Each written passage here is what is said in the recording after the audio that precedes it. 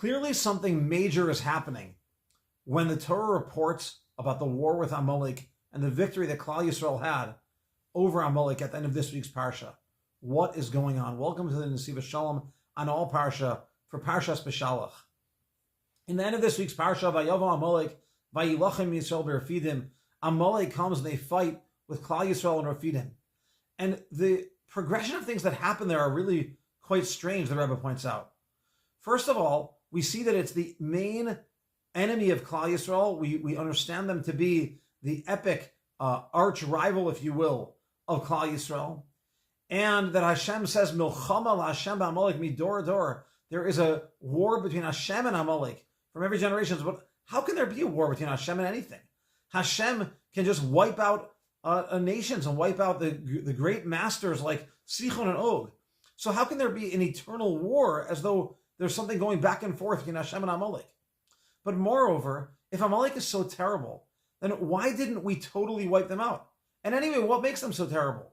They don't seem to be a major army. They're just this group coming for this fight at this time. We don't hear much more from them later on and talk about their great army. In fact, the Rebbe says that it's brought in Chazal that they were a nation that can be described as shvela, as lowly.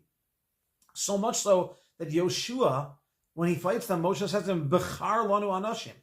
Choose some of our men, not go out and take all of our people and give the full fight. Just some of our men, the tzaddikim amongst us, will be the ones who will defeat them. So what's going on here? It seems so different. And moreover, we know that when the pasuk says Ki yad al keis kol milchama l'Hashem ba'Amalek midor dor, that the hand and the throne, there's a hand on the throne of Hashem. Chazal tell us that the hand on the throne of Hashem means that Hashem's name and Hashem's throne are incomplete so long as Amalek is in the world, which implies that it was incomplete even before the fight, and now it's incomplete after. And Chazal tells the Medrash that we wiped out all of their strong men, but HaKadosh Baruch Hu commanded Klal Yisrael to leave some of their weak men. That's totally unnatural. One would think that if you've already wiped out all the strong people, you could easily eradicate the weak ones. Now there's no strong ones to defend against them. But lastly, even this, at the end it says that Moshe Rabbeinu built a Mizbeach, and he referred to it as Hashem Nisi. Hashem is my miracle. Like after this epic battle, Hashem is my miracle. But there are so many other moments. Moshe Rabbeinu could have built a Mizbeach by the Yam, or the Yam at which the Shifcha saw the miracles, saw wonders that even Yechezkel and Muzi didn't see. And all of the Makos, all the many things that happened. So why here does Moshe Rabbeinu proclaim Hashem Nisi, Hashem is my miracle, after what happened? So it's really strange. Kind of a weak army. We don't need that many soldiers. The Hashem's name is incomplete. His throne is incomplete, was incomplete before. And now he's saying that Hashem is my miracle. What's going on here? So the Rebbe explains that from all of this, it should be obvious that the fight with Amalek is not a regular war. It's not just a simple Gashmi war between two nations, one with this army and one with that army. But something more is going on here. And that is that this war is a spiritual war. This is a war of that which stands for the destruction of the knowledge of Hashem in the world, and that which stands, lahavdil, for the promotion and acknowledgement of HaKadosh Baruch Hu in this world. In fact, the Rebbe says here and many other places that the whole purpose of Klal Yisrael, the whole purpose of the universe, is the tikkun, the correction, the arrival that mankind would know HaKadosh Baruch Hu, something that could have been achieved in the time of Adam HaRishon, but was not. And the Rebbe says in many places that Klal Yisrael, through Avraham, Yitzchak, and Yaakov, begin the Olam HaTikkun. Now, HaKadosh Baruch Hu had commanded Klal Yisrael that they would go down to Mitzrayim. Why was that necessary? To form us to become great. But it was ultimately there in order to lead to the Tikkun. And Amalek, of course, knew this, that the ultimate correction of the world, the redemption of the world, the purpose of the universe was going to be realized. And so they came and fought. This Melucha Shvela, this lowly nation came and fought because they could not have that happen. And indeed, even though they'll ultimately be defeated, the war continued even past that generation. They had done something enough to reduce it, because here's what happened. They knew that a Klal Yisrael coming out of Mitzrayim that will now receive the Torah at Har Sinai, then the entire Tikkun will have taken place.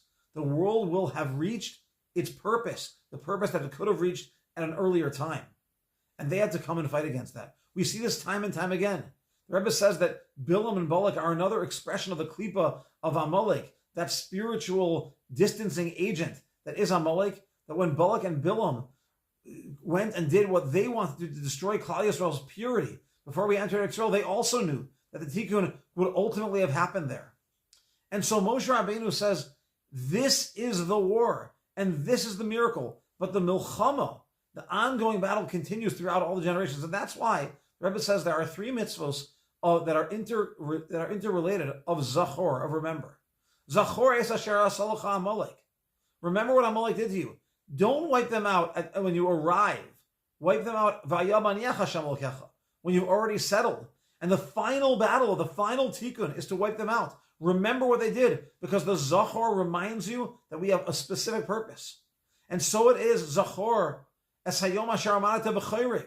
The day that you stood at Chayrev, know what our purpose is. Know that it's the Koach HaTorah that is going to lead to the ultimate tikkun, which is what was supposed to happen, so to speak, at Har Sinai.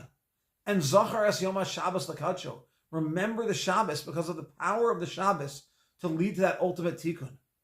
What comes out of all of this is that this war that's being described here, which of course we've learned so much about, and we can look in so many other svarim to understand the very deep, deep depths of the difference of the worldview of Amalek, which is equal to Safek, which are the people who doubt and mock, Asher Karcha Baderach, that they placed Tumah into you, that they wanted you to become impure.